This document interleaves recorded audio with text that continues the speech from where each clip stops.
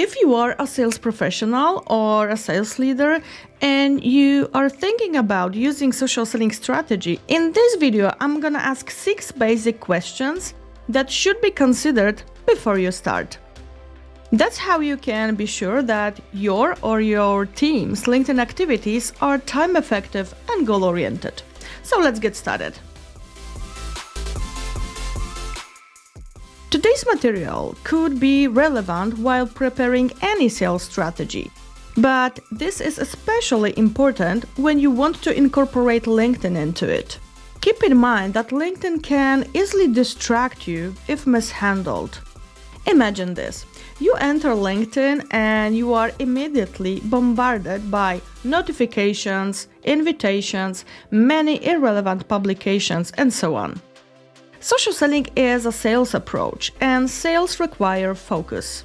In other words, as soon as you become an active LinkedIn user, keep your focus on those activities that support your sales projects or opportunities. And now let's look at 6 points that are crucial in the preparation phase.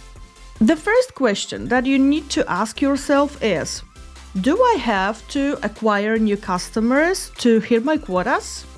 I know that it could sound cliche, but I've noticed that in daily sales work, sales leaders rack their brains on how to build base of new customers.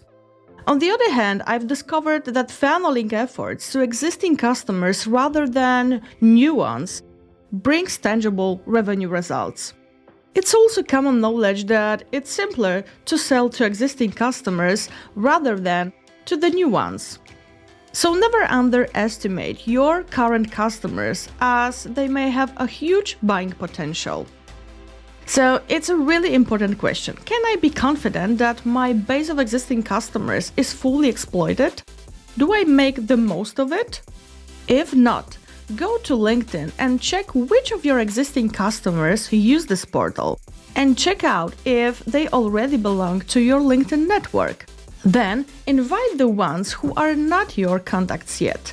That's how you can start using social selling strategies to leverage your relationships with your current customers in the digital sphere. This way, you can pick the fruit from the lowest branches. If you are a 100% hunter, so you are responsible only for acquisition, you have to define an ideal customer profile before implementing the social selling strategy. Especially if you are a newcomer to the company, it's vital to check the history of won and lost opportunities. Don't waste your time trying to reach out the prospects that will never become your customers. And let me tell you an anecdote. I spoke on many occasions to sales leaders and salespeople about profile of an ideal customer.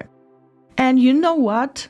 In many cases, I heard that the ideal customer is the one who wants to buy a product or service. But in the digital world, customers who want to buy is not a measurable criterion, and it's just an elusive dream. So these are viable, commonly used companies' criteria: preferred industry, company size, location, and the parameter that plays a key role in social selling strategy is the presence of companies' representatives on LinkedIn. And of course, not every prospect or customer uses LinkedIn, but in social selling strategy, we are focusing on customers with LinkedIn profiles. And what's more, the ones who actively use LinkedIn by publishing their content. The second question is, who represents the buying committee? Regardless of your sales role, it's crucial to identify the purchasing committee members that could influence purchasing decisions. Buying groups are getting bigger, especially in IT sector. Because of the technological development, new roles have emerged, such as transformation director or security manager. In your strategy, you need to determine all functions that get together around the table to voice their ideas or concerns throughout the buying process. And once you identify which of the roles take part in making decisions, we can move to the next question. What are their roles in the decision-making process? Who is the initiator of the purchasing process in the company? They are the ones that acknowledge problem and start exploring solutions. Second, who are decision makers? The decision maker gives the organization permission for the purchase. And these decisions belong to C-suite and high-level management, depending on the size of company and the project, of course. Next, who influences decisions at different stages? The initiator may engage some supporters to convince buyers and decision makers to buy. And these supporters may be in-house, like heads of department, or outside, even LinkedIn influencers themselves. Next, who is responsible for financial approval or negotiations? The one who meets the minimum ordering requirements, confirms terms and formal records, and negotiates conditions such as prices or delivery time. Next, who is the end user and who can be a brakeman? The end user is whoever is going to be using the new product regularly.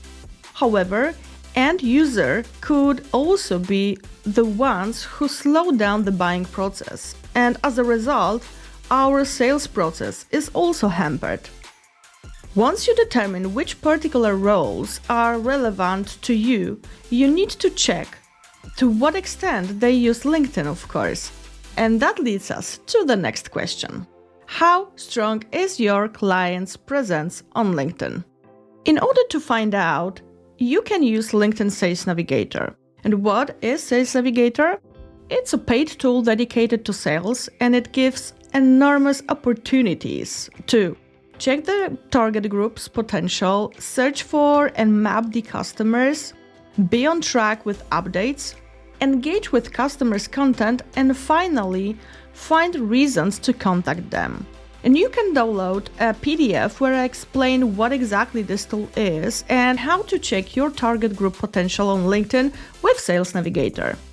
That's how you can be sure that social selling is the right direction for you. If the customer's LinkedIn presence is almost non-existent, you won't waste your time on LinkedIn.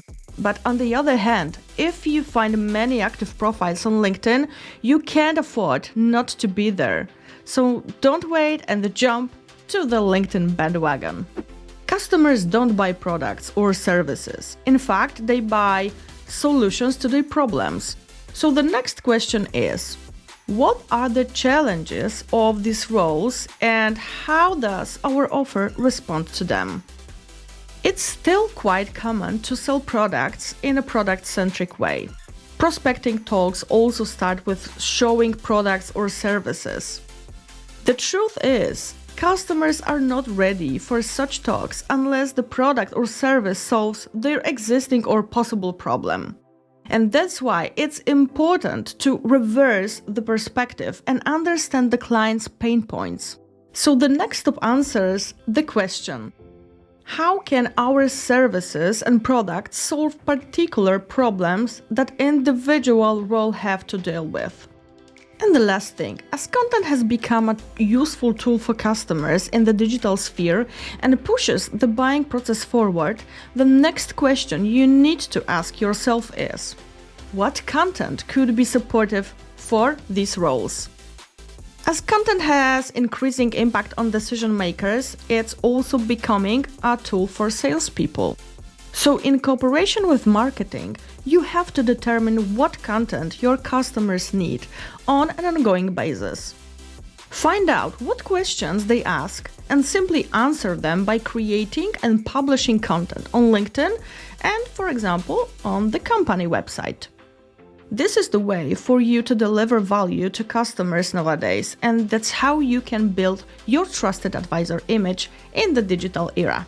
The preparation stage I've just described provides real benefits and saves time and money, because salespeople don't have to waste time on sales projects with no particular success history, and this is especially important for newcomers.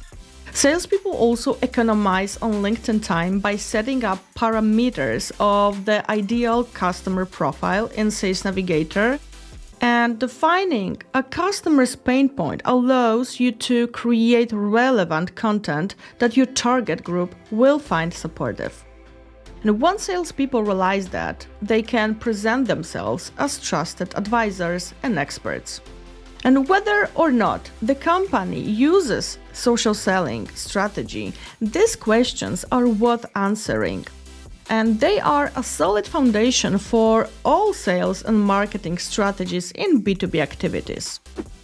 And now, you are ready to start thinking about your social selling strategy. So go to my other videos to explore social selling intricacies. Don't forget to follow the Black Panther and see you next time.